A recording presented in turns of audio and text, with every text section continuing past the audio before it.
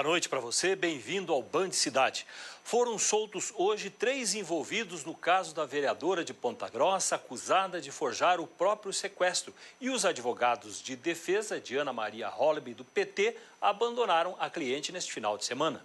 O motorista da vereadora Ida Lécio, a esposa Suzicléia e o irmão Adalto Valverde da Silva são suspeitos de ajudar a Ana Maria Holliby a simular o falso sequestro. Eles foram presos na última quarta-feira e conseguiram deixar o mini-presídio Ideobrando de Souza. O prazo das prisões temporárias, que é de 5 dias, venceu e o pedido de prisão provisória da Polícia Civil não foi aceito pela Justiça. Os advogados de Ana Maria abandonaram o caso no sábado. A direção do PT no Paraná recomendou que ela deixe o partido.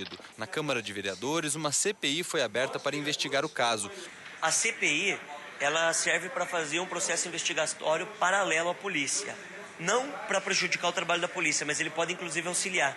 Porque nós temos algumas prerrogativas na CPI que a polícia não tem. Por exemplo, de fonte sigilosa.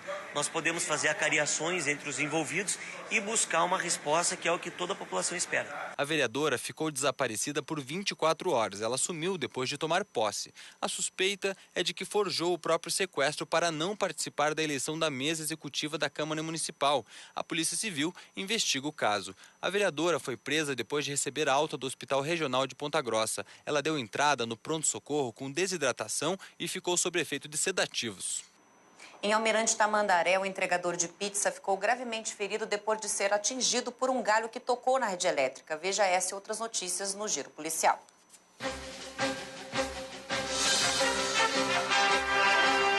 Um motociclista foi eletrocutado depois de ser atingido por um galho que estava em contato com a fiação da rede elétrica. O acidente aconteceu no Jardim Bela Vista, em Almirante Tamandaré. O motoboy estava fazendo uma entrega de pizza. De acordo com testemunhas, uma rajada de vento arrancou a fiação de luz e derrubou o galho. O homem, que tem 35 anos, está internado em estado grave. Uma mulher que estava na garupa de uma moto morreu em acidente na BR-277 em Campo Largo, região metropolitana de Curitiba. A moto foi atingida por um carro na altura do quilômetro 120. O motociclista ficou ferido. O motorista do carro escapou sem nenhum ferimento. Em Foz do Iguaçu, uma quadrilha explodiu um caixa eletrônico dentro de uma empresa. 5 pessoas teriam participado do assalto. Um segurança foi rendido. Os suspeitos levaram o dinheiro, a arma e o colete do vigia. Todos conseguiram fugir. Também em Foz, um preso ficou entalado nas barras de ferro de uma janela ao tentar fugir da penitenciária estadual da cidade. 2 presos teriam forçado e entortado a barra de ferro de uma das celas. Um deles conseguiu escapar e ainda não foi recapturado. O outro, que não passou pelo vão, precisou ser resgatado pelos bombeiros. Uma deficiente visual sofreu um grave acidente ao cair no buraco aberto na calçada por uma empresa de telefonia no centro de Curitiba. Além de não ter tampa, o buraco estava sem proteção e sem sinalização. Com o tornozelo quebrado, a dona de casa Silvana terá que ficar parada por pelo menos 2 meses.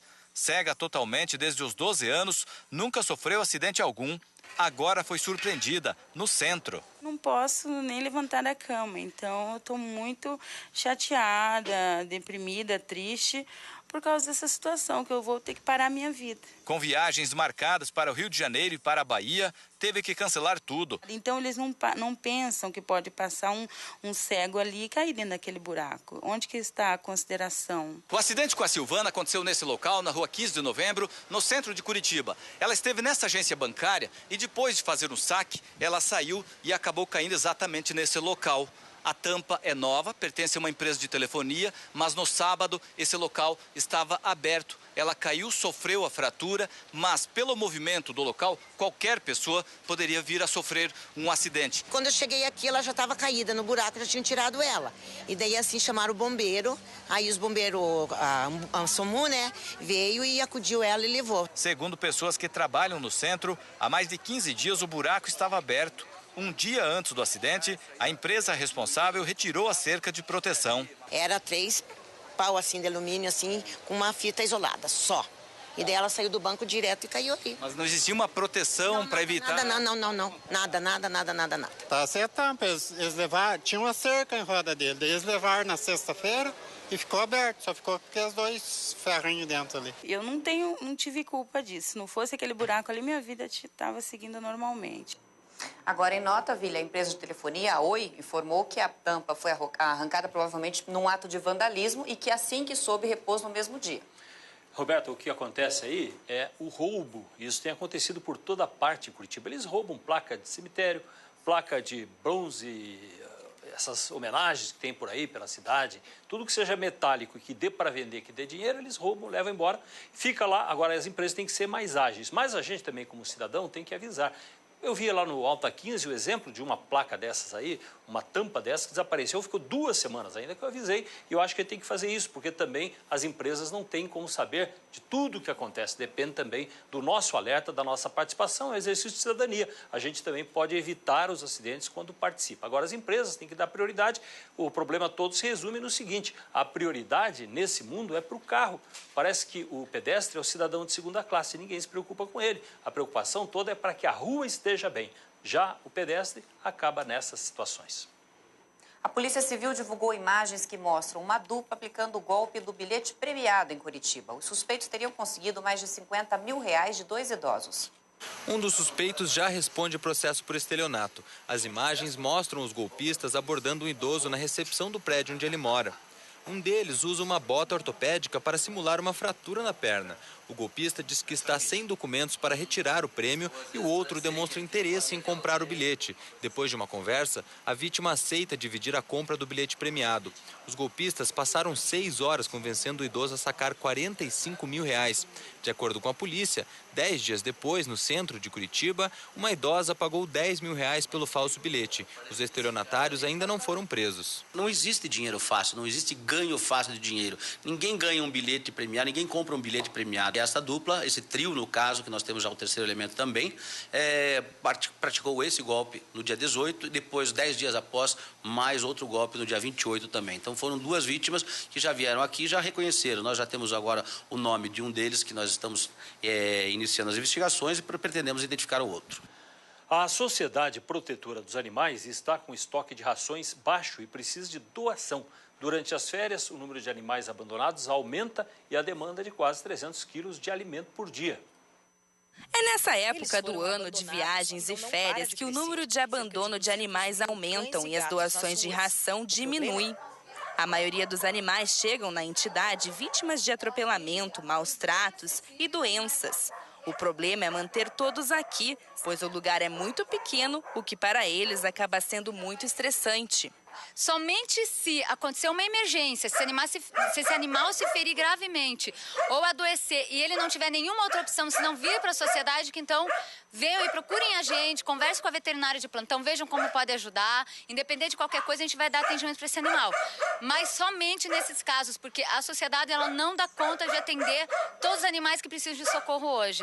A Sociedade Protetora dos Animais de Curitiba, que há mais de 30 anos luta pelas causas dos animais, é mantida com as doações e com as arrecadações dos bingos realizadas por voluntários mensalmente. Além de ração, a entidade necessita de medicamentos, materiais de limpeza e doações em dinheiro para as despesas mensais com energia elétrica, telefone e água. Então, as pessoas podem vir pessoalmente também na sociedade para trazer a ração, ou podem também conversar com aviários conhecidos e acertar diretamente com eles para que eles tragam as doações aqui na entidade. Os bombeiros estão fazendo um alerta sobre o risco do mergulho em águas rasas e perto de pedras. Só nessa temporada, 7 veranistas já sofreram acidentes graves no litoral do Paraná. É neste hospital de Paranaguá que são atendidas as vítimas desse tipo de acidente nas praias do Paraná. Desde o início da Operação Verão, no dia 20 de dezembro, já são 7 casos. Você vinha para passar um veraneio, se divertir, às vezes a pessoa abusa um pouco mais de álcool e outras coisas e acaba trazendo uma certa autoconfiança exagerada, né? E acaba provocando alguns acidentes às vezes. Dos 7 feridos, 3 são graves e vão sofrer as consequências por muito tempo. A brincadeira em um rio, lago, em uma cava ou no mar pode se transformar em uma tragédia, a perda dos movimentos ou a morte. Nós estamos na Praia Mansa, na pedra conhecida como Baleia, e aqui de cima dá para a gente ter uma ideia do porquê acontecem os acidentes. Hoje a maré está baixa e aí a gente consegue ver aquela pedra ali, que com a maré alta ela fica coberta. Aí geralmente os jovens correm por essa pedra e se jogam. Ou eles batem com a cabeça na areia quando a maré está baixa ou quando ela está um pouco mais alta, eles acabam batendo com a cabeça naquela pedra. Muitos acidentes têm acontecido exatamente dessa forma, pela falta de cuidado. Uma brincadeira que fatalmente acabará mal, independente de a pessoa pular de uma pedra na água do mar, que vai acabar batendo com a cabeça na areia, e pular aí de pontes ou mesmo em costas de rios, que vai acabar fatalmente batendo a cabeça em uma pedra. O oficial do Corpo de Bombeiros, com 15 anos de praia, conta que já atendeu a inúmeros casos em que o mergulhador agiu movido por uma suposta coragem, por embriaguez ou sem conhecer as condições do local. De maneira nenhuma, não é aconselhado saltar de pedras, mesmo em pé, não é aconselhado. Um homem foi resgatado por salva-vidas depois de ficar quase meia hora desaparecido no mar em Guaratuba. Ele está internado na UTI do Hospital Regional de Paranaguá. 3 pessoas já morreram afogadas no litoral nessa temporada. Agora, os bombeiros já fizeram 340 salvamentos e mais de 18 mil advertências a banhistas que não respeitam os avisos e têm comportamento perigoso.